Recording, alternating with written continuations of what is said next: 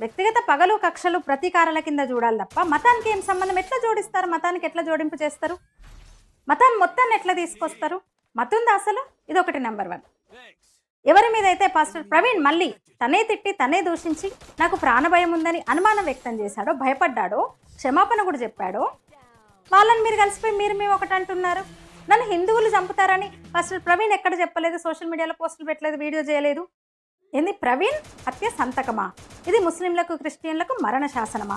తండ్రి ఒక్కడేనా మీకు? ఖురాన్ను గౌరవిస్తాం కానీ అంటే ఖురాన్ అయినా గౌరవిస్తారు కానీ మీరు భారతాన్ని, భగవద్గీతను, మా రామాయణాన్ని హేళన చేస్తారా? మనం కలుద్దాం, మన ఇద్దరికి ప్రమాదమా? ఎవరి నుంచి ఉంది ప్రమాదం? మీ ఇద్దరికి తండ్రి ఒక్కడే అయితే గాజాలో 50,000 మందిని చంపింది ఇజ్రాయెల్. యెమెన్లో ట్రంప్ రోజు బాంబులేస్తున్నాడు. ఇరాన్ మీద కూడా రోజు బాంబుల వర్షం.